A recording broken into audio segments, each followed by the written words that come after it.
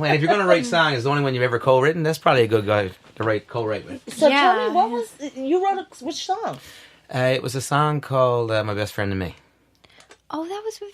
Oh, yeah, I love that song. Yeah, actually, it was Ron was putting off a master songwriters class 12 or 13 years ago, I guess it was now, and there's a couple other people on it as well. So I ended up being at that, and I pretty much had all the lyrics written. But I know we got together, and he said, "Oh, I really like that line and that line. That's you got a good idea." And he said, he told me to make the verses longer, which I did, and he even threw in a line of lyrics, and so yeah, it was that was a cool experience. I'd known Ron a little bit before this, so that was nice. Yeah. And like I say, if you're gonna do a co-write, that's a good place to start. That's a good place. That's where you started. Yeah. So is that it's not something you did a lot? No, I've only co-written a few tunes, I think, over the years, 2 or 3 maybe. So to me, is more of a solitary process. Right. But I'm just gonna. I got a couple of people that have been calling me to do some co-writing, so I'm gonna try that just for a bit of fun. And if nothing comes of it, nothing does. And if something does, I'm sure it's all good. Fun. Yeah, it'll be fun. It's nice. I mean, I've done some writing collaboration, and I find it because, like you said, it is solitary. Yeah. And then you start working and hammering ideas back and forth, and I'm sure it can go the wrong way depending on what it must be an interesting process to write a book together. Cause I haven't gone anything that big. My wife gave me for Christmas the new Stephen King book, which is him and the son. Right. Him and Owen. Owen came. And I haven't read it yet. No, I haven't started yet, but it looks interesting. It's all about. I think it's about all the women in the world go to sleep and don't wake up. So the world's left to the men, which sounds really scary. Probably the scariest thing I've ever heard him say. Might be the scariest idea he's ever had.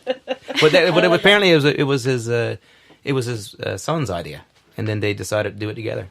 Oh. And they said it's seamless. You don't really know who wrote what parts, and so it's pretty cool. Yeah, I have friends right now who are co-writing fiction. I think it's a fantasy series. I shouldn't name the genre, but I'm not sure. But I think it is fantasy fiction of some sort, paranormal or something.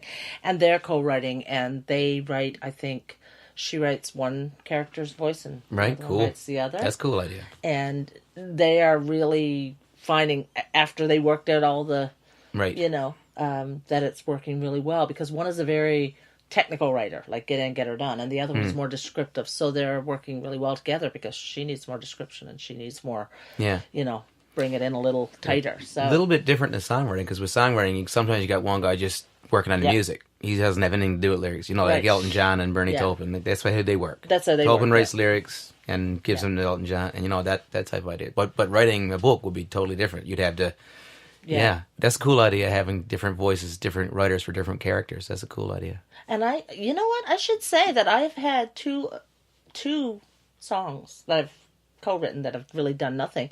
But I have had people turn my poetry into a song. That's cool, yeah. Which is cool. But I had nothing to do with the music. That's it was like, this is the poem that I wrote. And they're like, do you mind if I use that? I want to, I like the themes of that. Do you mind if I put it together for a song? And they've, two different people. Like I said, no different than what we were talking about earlier with some people just write lyrics first and write music after. So it's kind of like you wrote the lyrics and you gave it to someone else, right? And it's interesting how you have to revise it to make it work for a song. Right. Sometimes you got to tweak it a bit. Oh, absolutely. A lot. Yeah. But it's still the same. Yeah. It doesn't take the essence away. Right. In fact, like you said, you have to bring it down and make it concise. That's right. Because, obviously when you're writing poetry, you're not thinking about that. No, you're just writing and whatever works. Whatever works. So I don't even know You're not a slave to the song. No, even poetry now is even less... there used to be form. I mean, you wrote sonnets and you wrote...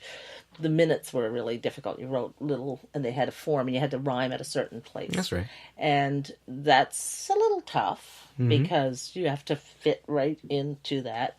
But now it's very loosey-goosey, which is somehow more freeform, both easier and more difficult. Yeah, right. Some people can write a great song with nothing rhyming, which must be really hard to do. I never tried that. That sounds like, which is hard to believe, but there are songs that where nothing rhymes. It's just... If I pull apart Blue Rodeo stuff, if you pull it apart, it's not completely rhymy. Right. They make it work, but it's really not. That's craft. Yeah, it really is, because they have some great songs. Mm-hmm. So we're going to have you here on Friday, March 15th at Citadel House. 7:30. Yep. Right? 7:30. Looking forward to it. Should be fun. Yeah. Tickets still some? Oh, yeah. Yeah. I think we're about. See if I can still do it. I got tickets. Yeah. We know there will be 5 people here. Oh, that's good. That's the start. Doesn't have to be a big crowd, just to... Got to be the right crowd. Yeah, that's right. Yeah, because the ones that show up are the biggest fans, so they go out and talk about it. That's right. Well, we've done well. We've done well with the crowds over the last few, even for the Christmas stuff. That's a little bit different anyway, but it'll be fun. It'll be fun. So, all right. So, are we going to do a Terry Penney song? Are Yeah. we concluding this now and then go right into a song? I think that sounds like a good idea. All right. And who do we have next week? Jordan Coker and Kirsten Rodden Clark from Quote the Raven. And they'll be on the Friday That'll be the 15th. 15th. Yep, that'll air. All of us who are at Terry Penney's show will listen to it the next day. And the rest of you can get it as it releases. So, yeah. So, let's go right to Terry's song.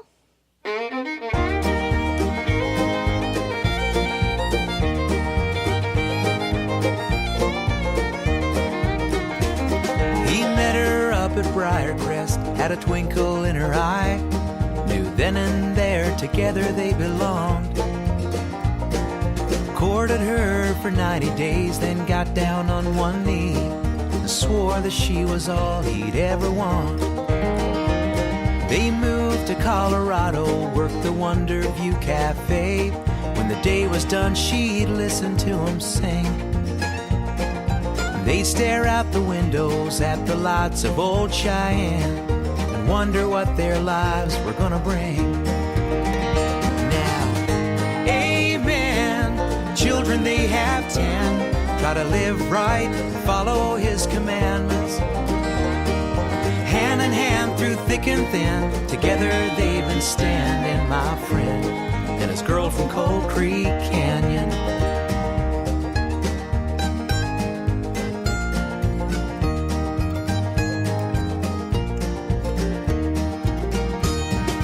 Quick to count their blessings, but the good Lord only knows.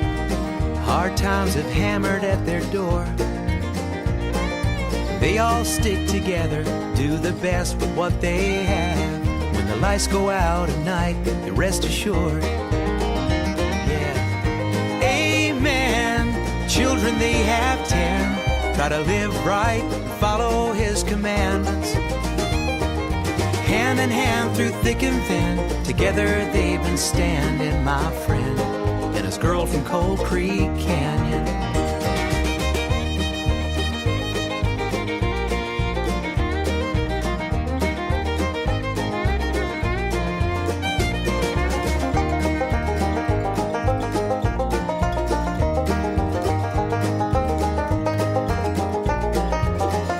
They don't need to see the whole trusted their lives to his hands. One step at a time, day by day. They believe everything has gone as planned. Oh, amen. Children, they have 10. Try to live right and follow his commandments. Hand in hand through thick and thin, together they've been standing. My friend and his girl from Cold Creek Canyon. Hand in hand through thick and thin, they've been lifelong companions, my friend and his girl from Cold Creek Canyon.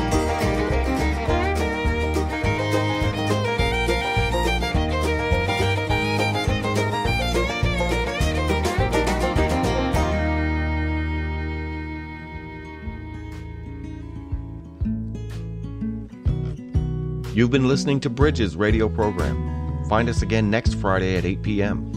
Bridges is produced at Citadel House Studios in Lewisport, Newfoundland and Labrador, and is a collaborative project between Carolyn R. Parsons and Citadel House.